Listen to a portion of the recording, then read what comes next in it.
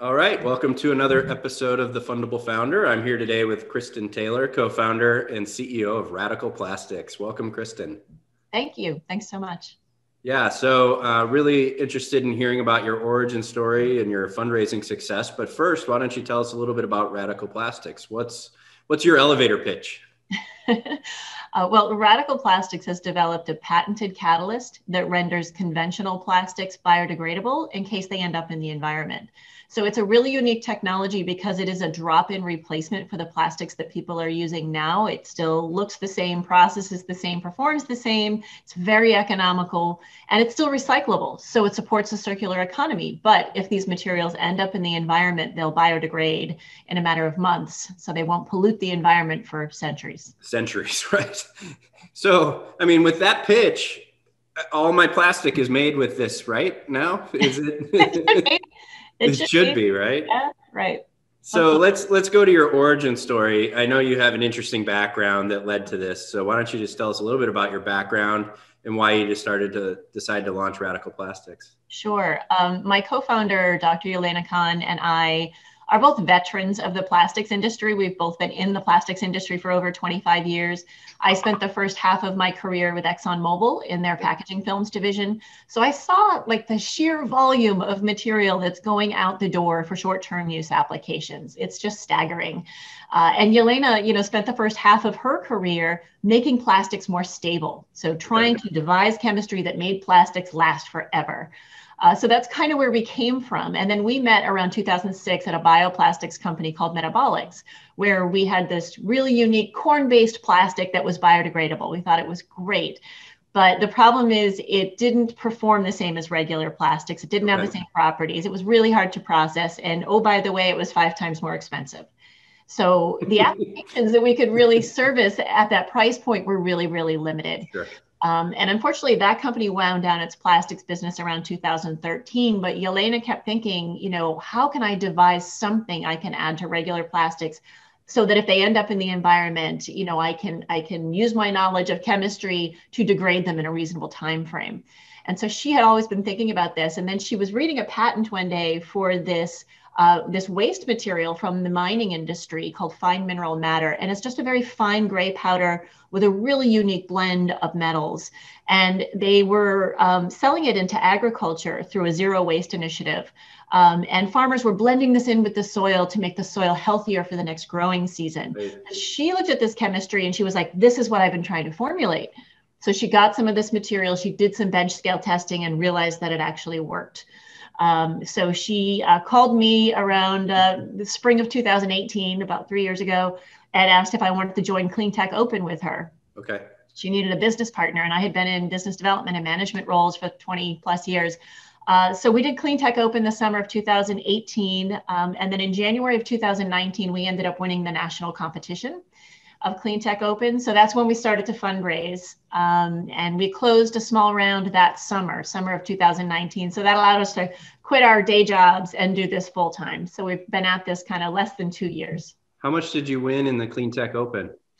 Well, we won in the Northeast division, we won $10,000. Okay. And then for the national competition, we won a $50,000 safe. Okay, that's great. Yeah. I hear over and over again that contests are a great way to kind of bootstrap, right? Like, as an alternative to friends and family and other things, there are a lot of contests out there that you can go after, and it's validation, which probably led you to raise a little bit of that money that came alongside of it, right? Absolutely. It allows you to hone your pitch, really clarify your message, really, dig deep into your marketing plan, and also meet a lot of investors and other people who can kind of help you along the way. That's great. So, you're in this area, Radical Plastics, right? You're an additive material for plastics that helps it biodegrade. There must be thousands of VCs out there who invest in this area, right? Yeah. Yeah, there are.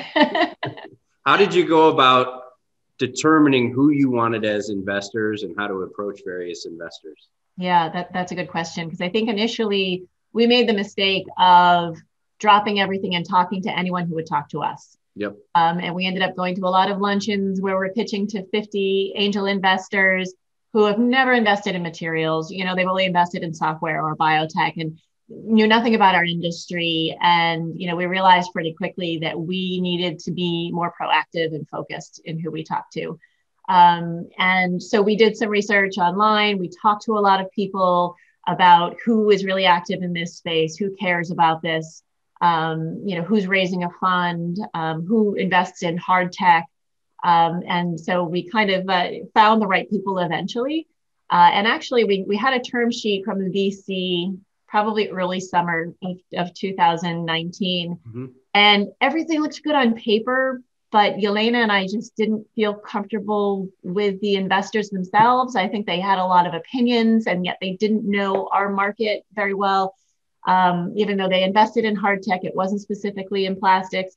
So we weren't comfortable with it. And along came a VC called Good Growth Capital. Mm-hmm. It's run by these two kick-ass women, which was really empowering and awesome. That's and they said, we can't do this level, but we can do this level. And, we can bring in others, and we don't know your industry, but we know the startup space. Yep. And, they really helped us along with that decision, and made us feel really, really comfortable with what we were doing and believe in our vision, and not, be dictated to by people outside the industry how we should go about this. Right.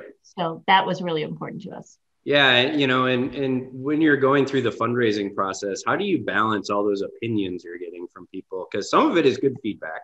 Yeah. Some of it is not helpful at all. Right.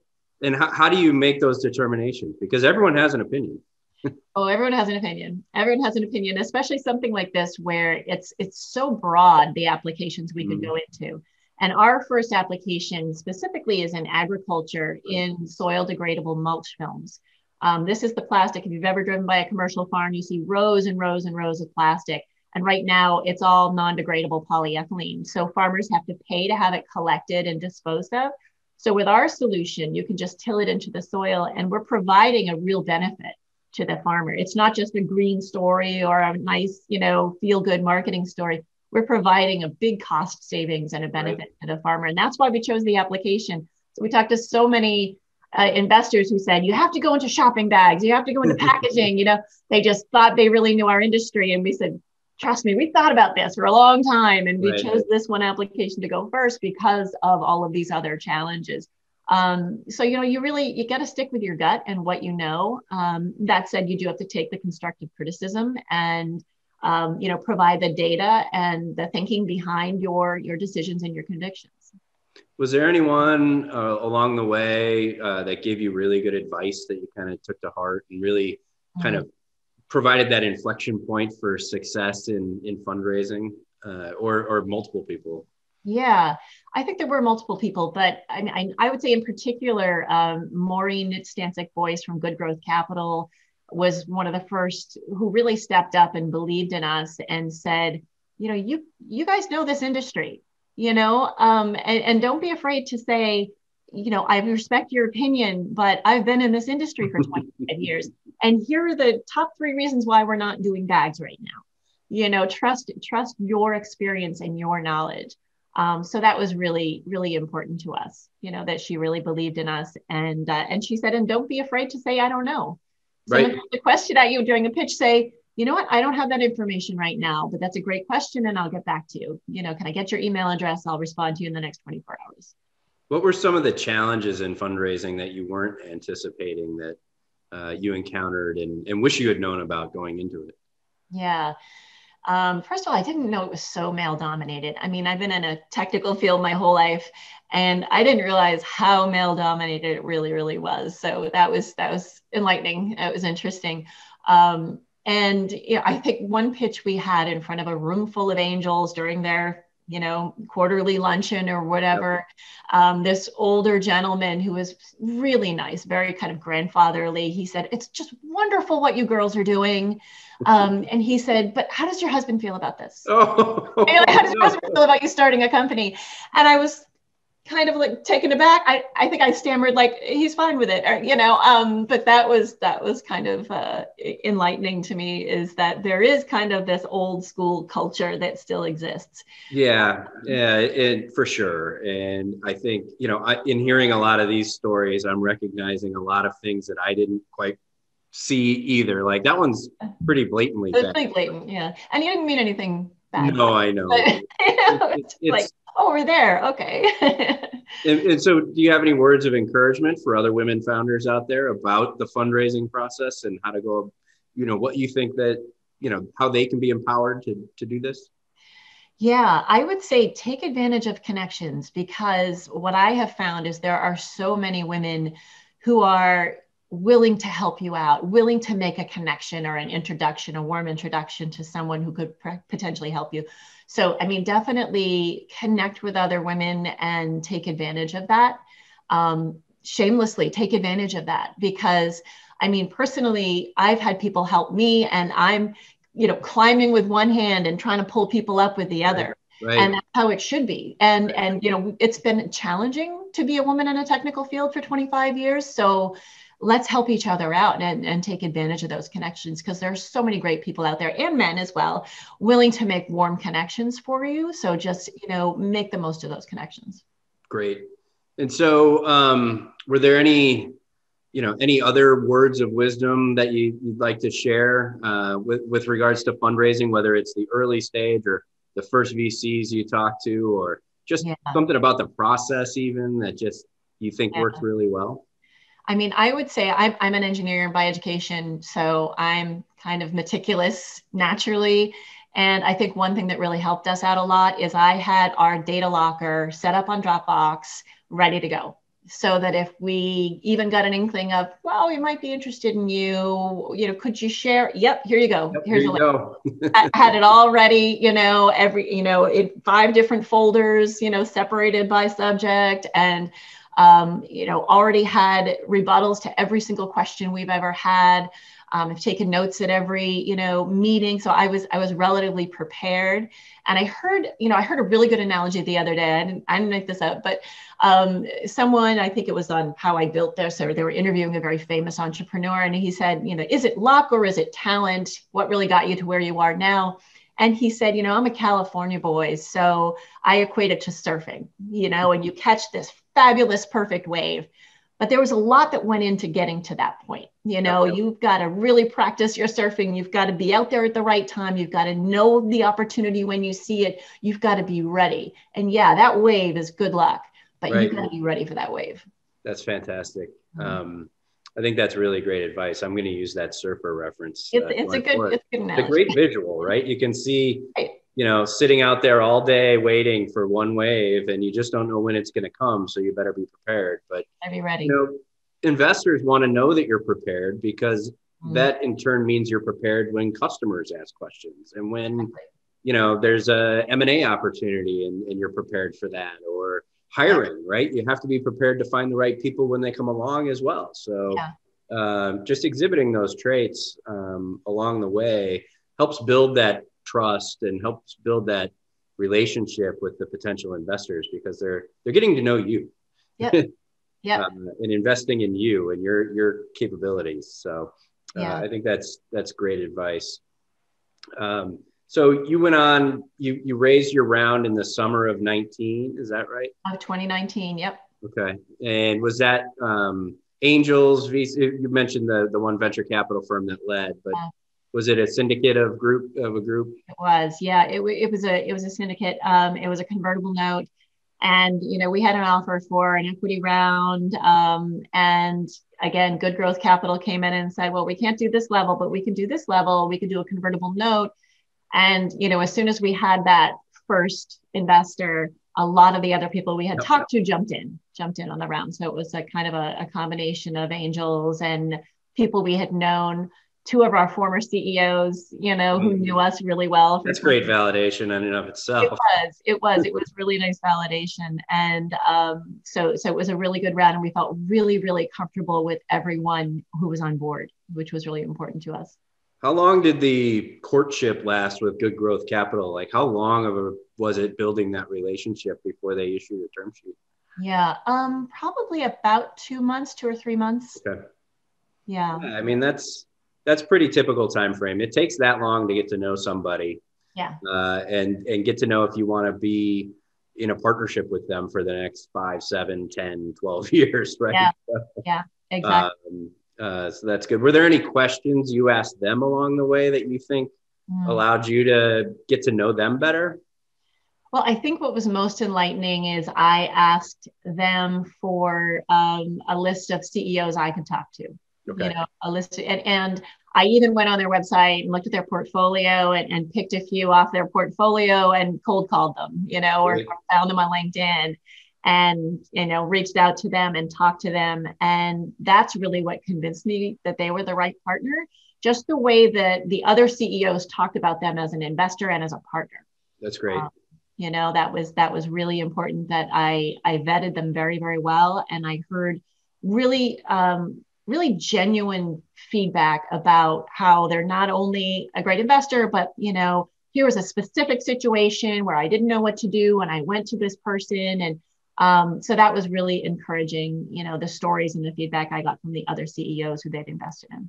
That's really smart. I'm surprised by how many, you know, companies don't call and ask. You know, it's just it's not hard to do, and it's smart due diligence, right? Yeah, and I've done it for, you know, everyone really who's put a major investment in us, and sometimes you can hear little inklings of I don't know if they're really giving us a 5-star review, you know. So listen critically. Yeah. Any advice on, you know, you had known your co-founder for years, but any advice on kind of building that team and building the product and it as you think about fundraising? Like, how do you balance, you know, building your company with raising money and knowing what goals to achieve before you get that check? Yeah, it's challenging, and finding the right people, whether they're full-time or part-time or consultants, is really important, you know, because they're a partner on this journey. And I mean, a lot of times, you know, we've gone with our gut because, you know, we've interviewed, say, 5 people and we say, gosh, on paper, this guy looks perfect, but I really connected with this guy. You know, I really felt like he got what we were doing. He wasn't just, you know, gung-ho, yay, we're going to go save the world, which is important. Yep. But, you know, he was very, very detailed in his approach and his reasoning. And so I really just go with your gut a lot of the time, you know, when it comes to people. Do your homework, you know, trust but verify. But I think that's been successful for us. Yeah, I think the same lessons for finding the right investors go for finding the right, you know, employees and co-founders, right? You gotta really understand the person and how they think and how they react to difficult situations and asking questions that get to the core of those types of qualities, not just, you know, where did you go to school and what company did you work for last? You know, right. Ask the hard questions, put them in an uncomfortable situation and see how that goes. That's perfect. And that's a perfect segue because I'm going to ask you our final question. And I always ask this in interviews. Fair warning out there for anybody who might interview with Mass Ventures. I always finish with one question, and that's describe yourself in one word. In one word. One word's hard. Again, I'm an engineer. You know, I'm a little meticulous about that. I would say purposeful. Purposeful. Good. I like that one. Well, thank you so much for being on the Fundable Founder today, Kristin. I'm looking forward to watching your journey. I hope that all the plastic we use in the near future is biodegradable in months rather than centuries. And you and Elena will be behind that. And I look forward to that. So thank you so much. Thank you so much for having me. I appreciate it. To innovate, invent, and disrupt? We're your partner to fuel your growth. Contact us to learn more.